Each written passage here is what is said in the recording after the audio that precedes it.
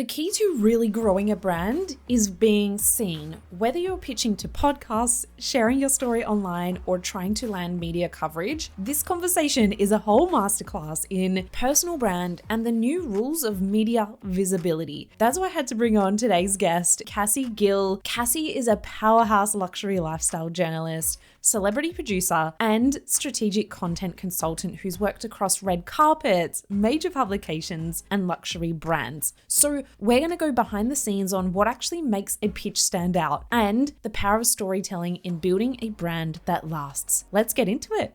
Okay, Cassie Gill, welcome to Unstoppable Success. Thank you for having me. Okay, you have had such an interesting career arc, from journalist to producer to working in the media, across so many different avenues. And we were just talking before that I think the media landscape in the US and even in Canada, I'm sure, is a whole new world compared to in Australia. I think it's almost like on 100x if we were to scale it up.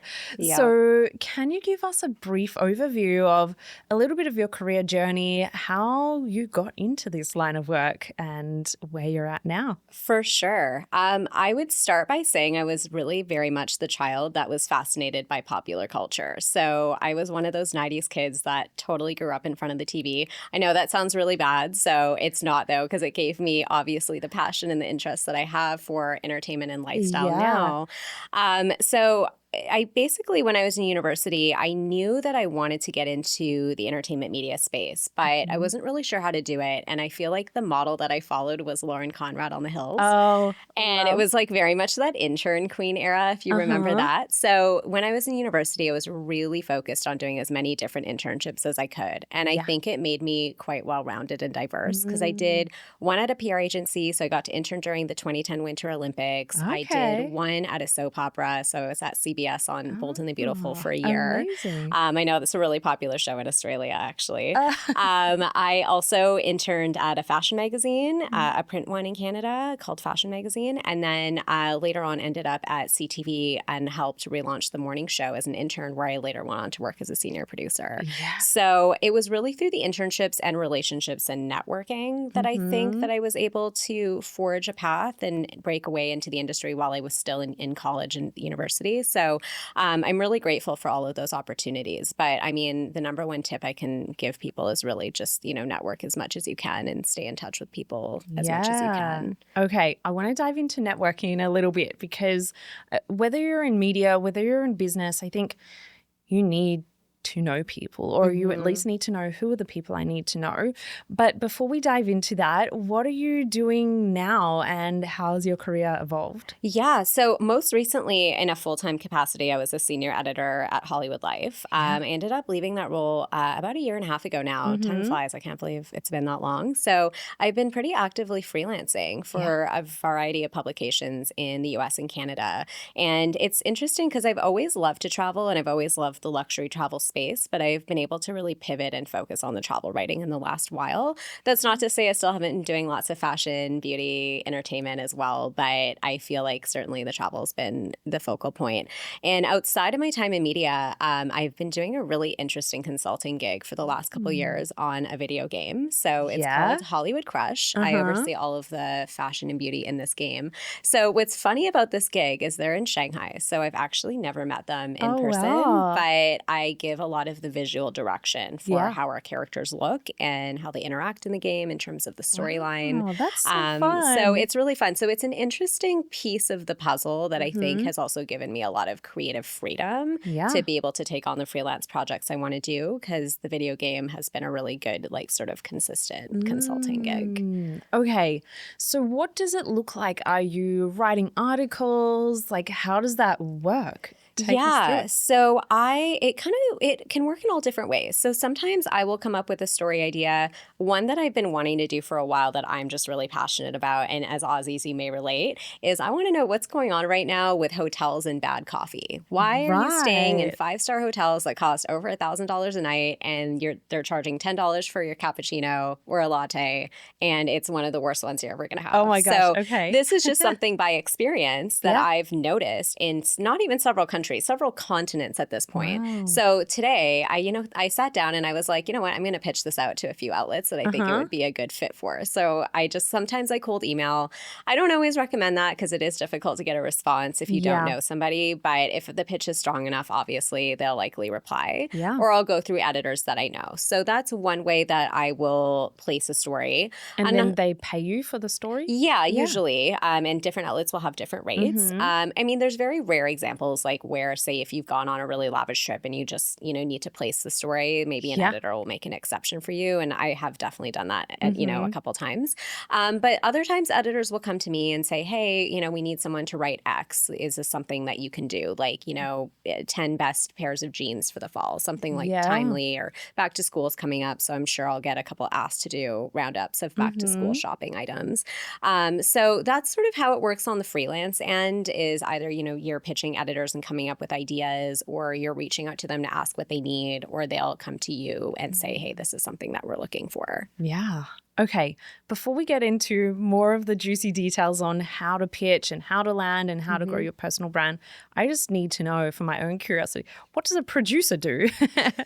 Well, the term producer, I feel like my aunt is actually a producer. So for context, my dad's sister. And we were just laughing last week in Vancouver that we don't think my grandmother still knows what she does. And it's been 25 years. Yeah. Because there's so many different arenas of production. So for example, I've worked as a producer in morning TV and broadcast. So that's really journalism and producing coming together.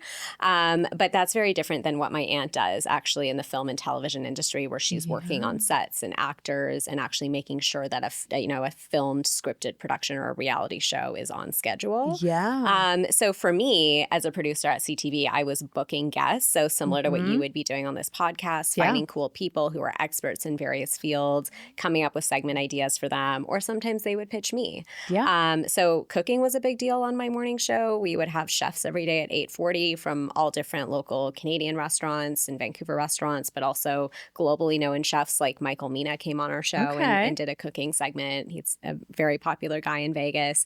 But separately to that, I've actually dabbled into production in the scripted sense. So I EP'd, and actually I feel so weird saying this, I EP'd and financed a Canadian-Japanese short film a couple years ago called Cafe Racer. Yes. And I knew the guys who wrote the project. I just thought it was going to be a really fun, interesting thing to have in my portfolio. And it's gone on to win several film festival awards and has been a selection in a few as well. Yeah. So I just did it as a fun project because I believed in the guys who wrote it and thought there was potential for it to become a feature. So yeah, but in that case, I was sort of using my expertise in branding, marketing, style to sort of guide where I thought the project should go in that capacity. Yeah. So again, a producer doesn't do one thing. It really depends on your background and then also what the needs of the project are. Yeah. I love just the way you've taken your career, and now in this era where you're freelancing, and I think we were saying it before, but you can almost invent any job you want these days. And I think that's why we're seeing such a rise in entrepreneurship, because it gives us the ability to bring in all of our interests. And for you, it's bringing in the fashion, the culture, the writing, the journalism, just all the areas that you have so much expertise around, and saying, I'm just going to build my career, and then I'm going to choose who I want to work with and be open to that. And I think the commonality across all of the fields really is storytelling, though. It's storytelling and relationships. So I feel like that's at the core of everything that I do. And I think that the more that you understand both of those spaces, the more opportunities open up, especially on the relationship end. Because ultimately, you can be the smartest person in the room, but I still believe that it comes down to who you know. Yeah. Okay, on that, if you're starting out and you're like, okay, but I don't know anyone, like even for me, when I started my first business in fashion, I knew nobody, or even now, I know nobody, but you kind of make connections along the way. And I'd love to hear some of your key networking tips and how you build relationships, because I think people can also feel if you're like, I'm going to pretend to be your friend so I can get something out of you, that never gets you very far either. So how have you built your network, and do you have any tips? I think I would say it's not a one size fits all. And so just because something works for me, it doesn't mean that it's going to work for everybody. I think for me, I've always loved loved people. I'm a people person, and I love hearing about people's journeys and stories and, the ups and downs of how they get from point A to B, especially in a professional sense. So I feel like that's always just been something that has allowed me to network really well because I enjoy hearing people's stories and people like to tell them. And I also think listening is really key in asking the right questions in a conversation.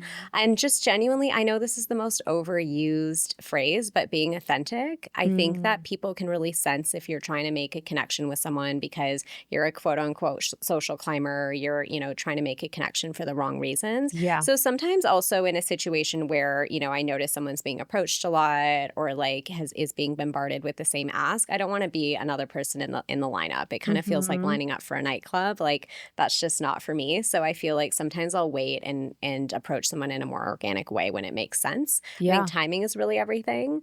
So those are a few things. And I would say like if you're just starting out, one thing that I used to do in university quite a bit is I would just ask people for informational interviews and coffee meetings. I would get a lot of no's, but sometimes you get a yes. And some of those people that met with me, gosh, it was like the late 2000s, early 2010s, I'm still in touch with today. Or sometimes, they'll put you in touch with someone else that they knew. And, you may not necessarily keep in touch with every single person that you meet, but, one thing always leads to another.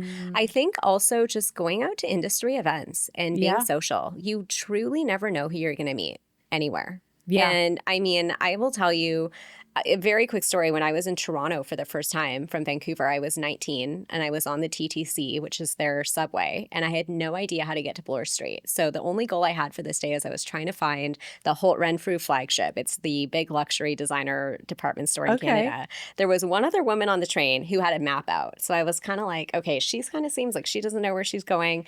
It turned out that she was actually at the time the vice president of NBC Sports, and she ended up actually making an introduction for me to an internship that I later had during the 2010 Winter Olympics. But really, I just said hi to her because she was on the train and she had a map and I was 19. I didn't really know anything. But I've actually stayed in touch with her. It's been like 15 years. Yeah. Is that crazy? How does that conversation go, hey, how do I get here, to, oh, you're this person and these doors are, like, how does that transition happen? Gosh, it's so hazy now. I think I had mentioned to her that I was from Vancouver, and because she worked at NBC at the time, they were the official broadcaster for the Olympics. So she said, oh, no way, I'm going to be spending some time in Vancouver coming up. And that was how it organically came up. And I had said, oh, well, I'm wanting to intern during the Olympics. And she said, here, take my card.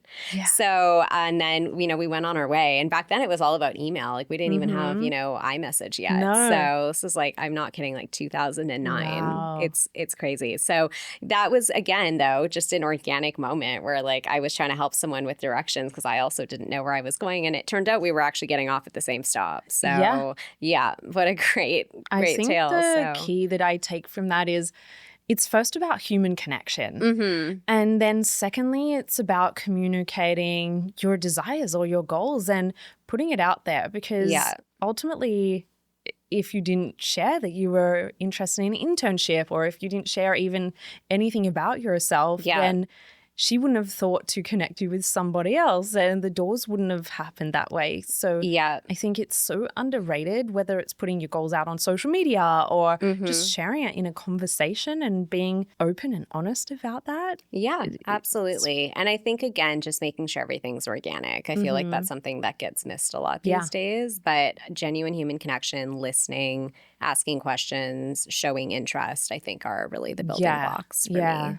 I think that's one thing people often miss. They go into it thinking, how do I be so interesting? How do I pitch myself? How do I make sure they know I'm valuable, instead of just making someone else feel valuable or seen or heard? And it's almost the opposite, but so many people miss it. I agree. And I think confidence is really key too. Never trying to be like too thirsty or coming off too desperate, because I feel like people can pick up on that too. Yeah. For a long time, I used to think confidence meant I had to be loud and I had to be talking the whole time. And if I wasn't talking the whole time, then I was awkward or boring or people would forget me. But I think confidence for me now is just such a grounded energy and just knowing of your value. I totally agree with that. Yeah, for sure. Okay, I want to talk about, so a lot of our listeners, a lot of women tuning in are building their businesses, they're building their brands. A lot of them are building personal brands because I think we're now in this era where ultimately, whether you're building a product, a service, or a personal brand, you really need to have that personal connection. And media has always been almost like this industry secret. And I think people are now catching on to even just realize, oh, you can pitch or you can send an article or you can do this. How important do you think moving into this new era of AI and human connection and brand building, how important do you think media is in helping people grow their businesses? I still think it's important, but I think the role is changing. Yeah. I don't think that AI is ever going to be able to replace human connection and storytelling. I think it can, be a great tool for a lot of things. I'm not an AI hater, but I think it's like you have to kind of pick and choose where you're going to leverage that and how. Because again, the human connection and the relationship and the storytelling aspect of it, AI cannot replicate any of those things.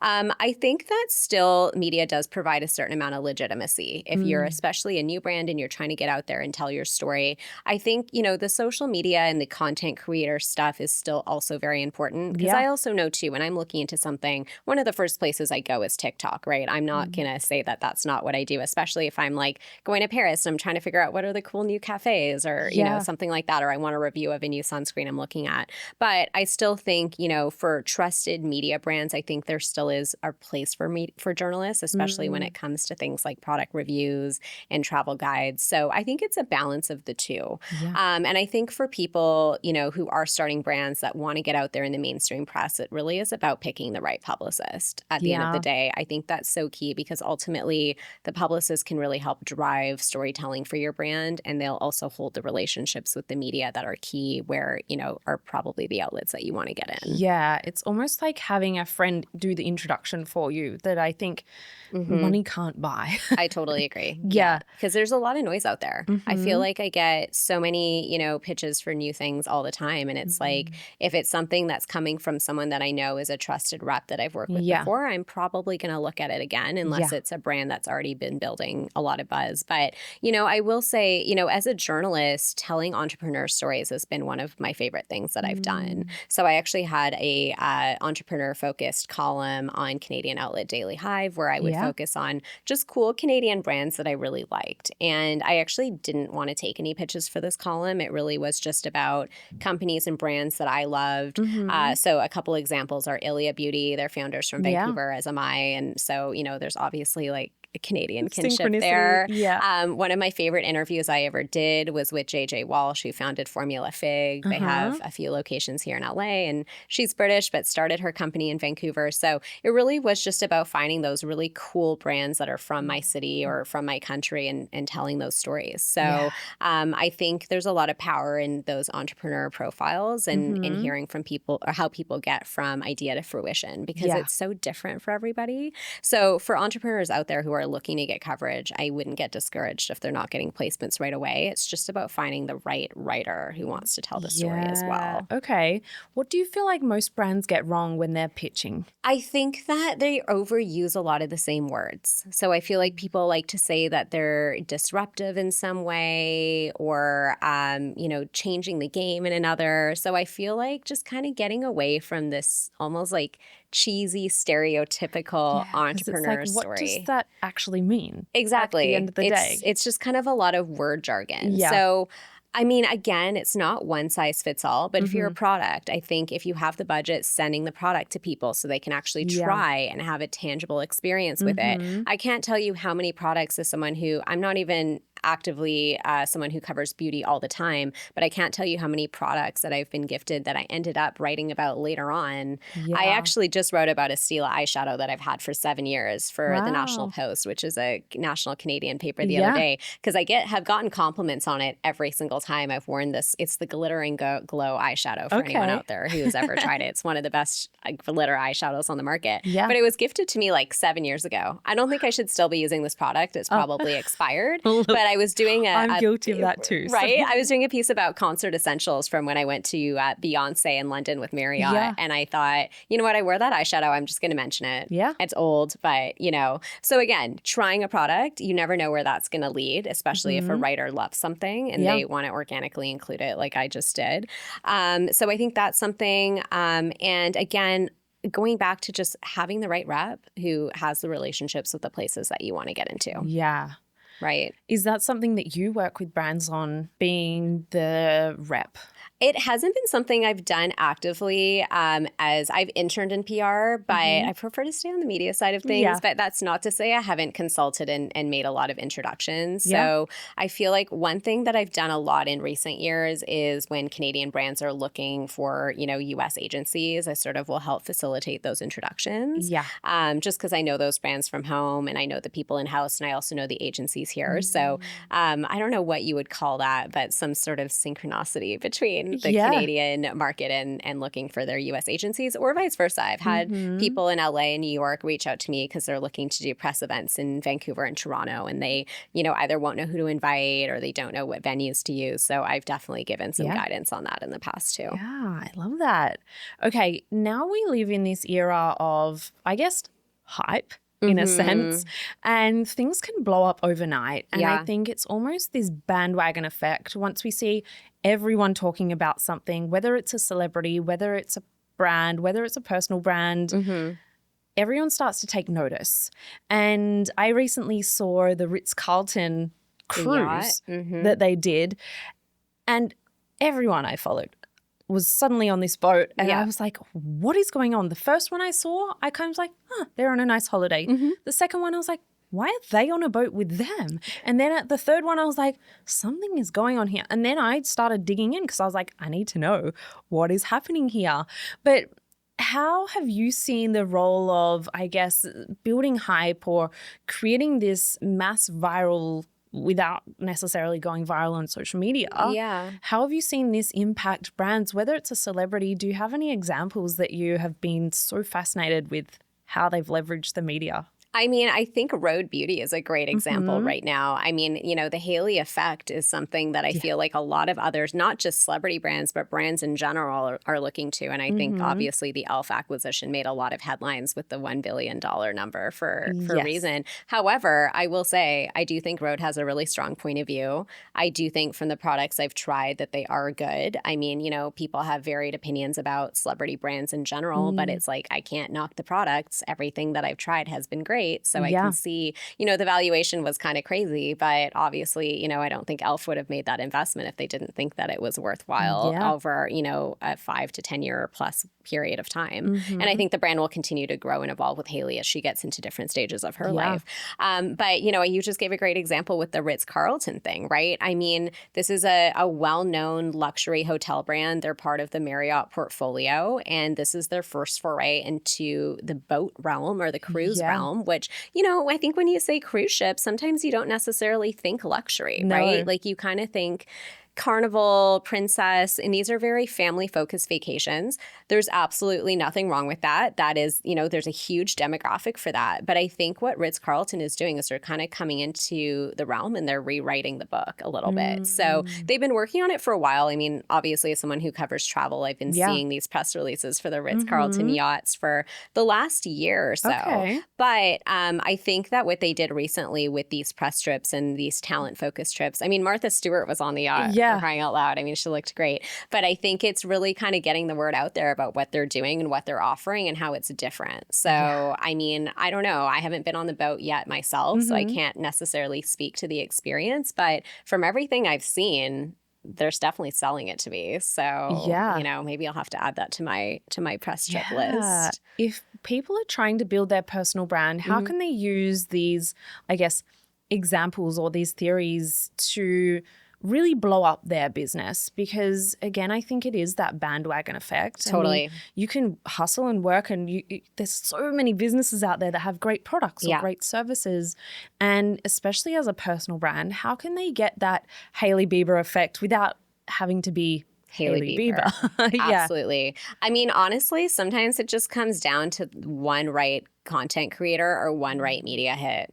I think like people spend a lot of time on thinking about strategy, and I love strategy. So I'm not at all knocking that. But I think that the way things move today is sometimes it's like, yeah, the strategy's there, but it ended up just being this one viral TikTok moment that blew up your product. So I think it's about less volume, I think, and really focusing on almost more of a curated approach. You know, like instead of gifting to 2,000 influencers, who are the ones that really match your voice and your aesthetic, that you also feel like are actually going to leverage what you're trying to do. Yeah. Because I think that's so important. People get so much stuff in the mail. Like even for me as a writer, I'm not a content creator, but the amount of PR I get, I couldn't possibly cover every single thing that I get. And even use everything you get. No, I wish I could. I have so many great products at home, and I'm like, where am I ever going to have the time to try 20 all products these? on your face. Literally, like my hair today is looking a little weighted down because I was using a lot of hair products this week. But, you know, I try to use what I can. But I think,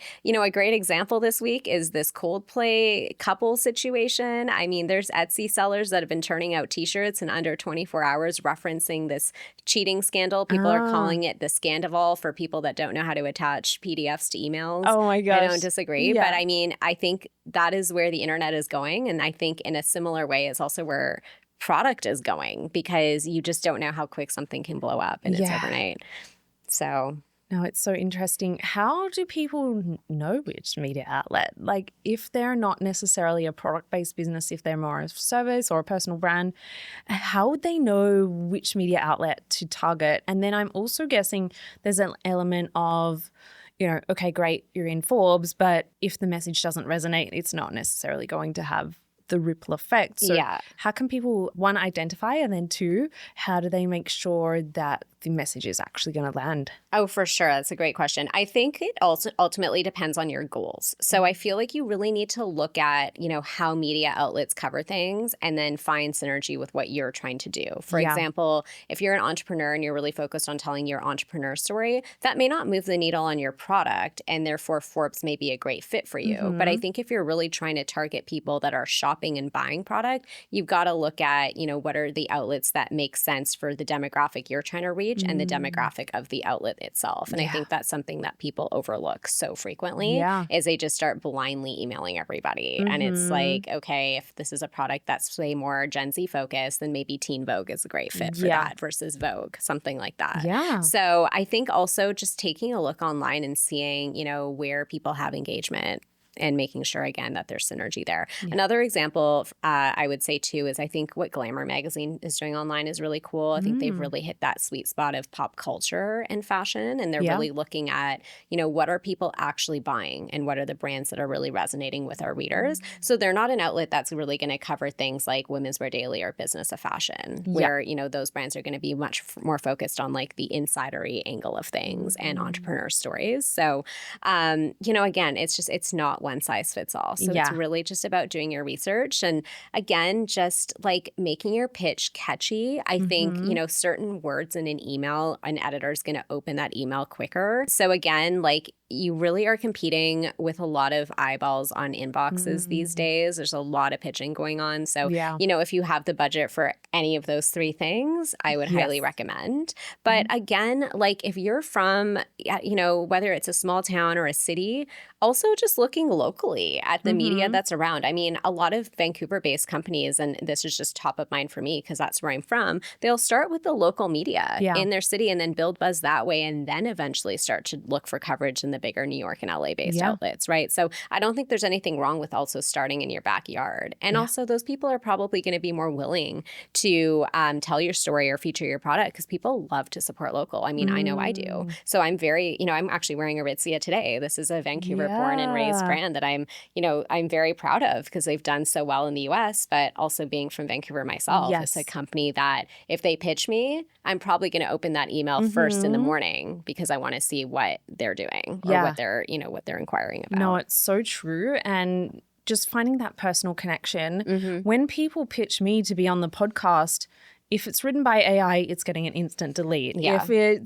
If they don't even know who I am and they call me Jessica Williamson Photography for some reason, the instant delete. And I think, again, it comes back to what you said about relationships.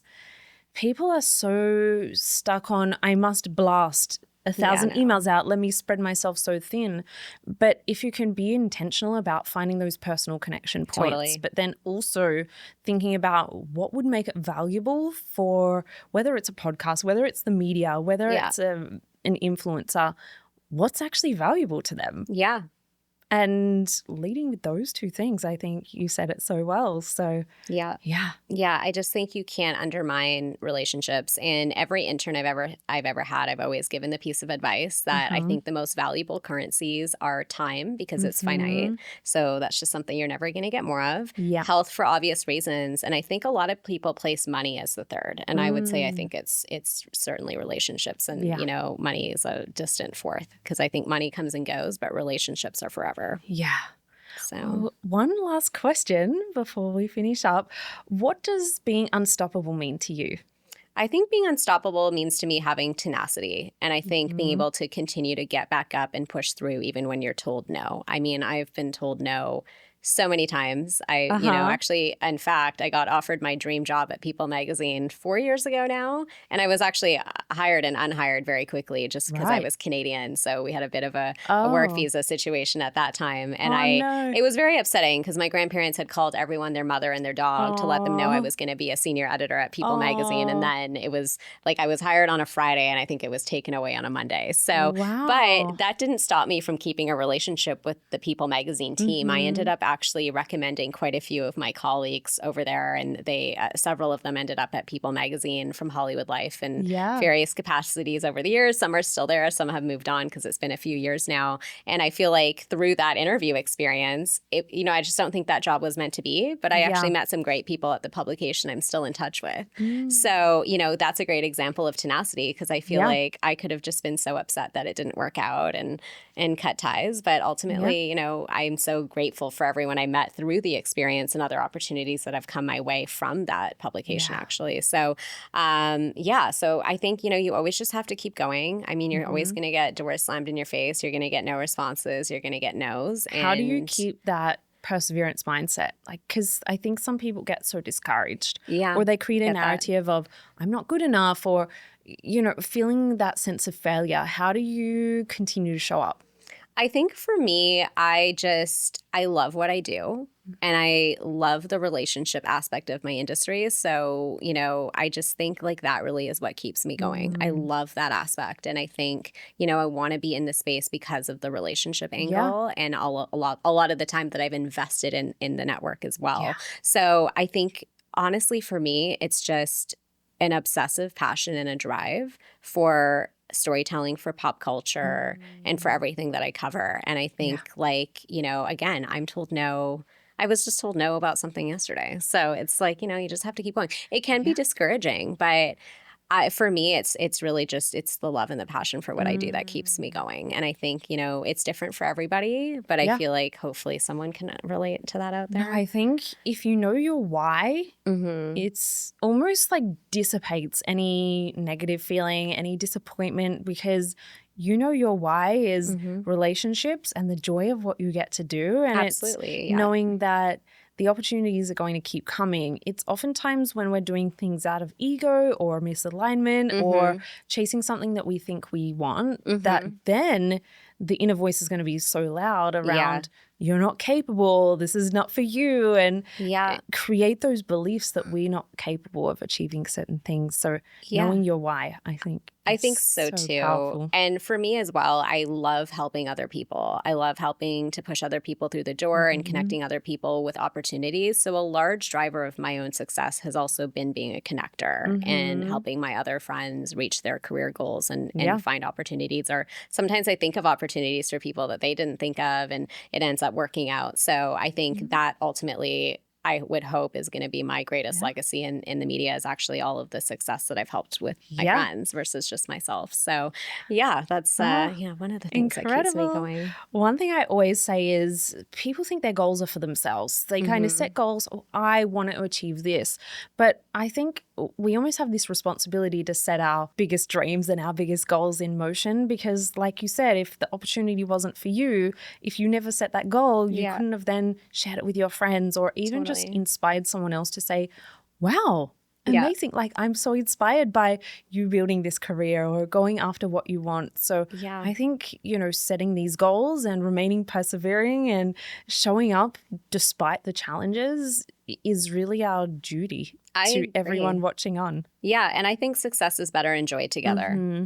I really do. I've really enjoyed watching my friends coming up with my friends, watching them hit their goals and being a part of that if I was or if I'm able to be, again, just through connecting people. So I think that's honestly probably been my superpower has been being a connector and, again, being really relationship focused. And a friend to me said the other day, though, she was like, I've known you for a long time now and you get through the door because of people. Yeah. And that's not to say that, I'm not a strong writer and I'm not a strong journalist. I think there's always someone that's going to be better at you at, the hard skills. Yeah. And I'm not going to sit here and say I think I'm the greatest writer of all time or, I'm some hard hitting journalist. I love what I do and I love storytelling. But I think that, the thing that sets me apart is really the relationships and the networking for sure. I almost think being good at what you do is kind of a given. If you're pitching to be on a podcast, if you're pitching to be in the media, I hope your product's good or I hope your service is good. And it's more just that willingness to pitch, to put yourself out there, to build the relationships, to do all the things that you shared with us today. So thank you for sharing all of your wisdom with us. And I just know we could go so deep into all of the areas, but I know this has been so valuable for everybody listening today. So thank you. Thank you for having me on. Yeah, thank you.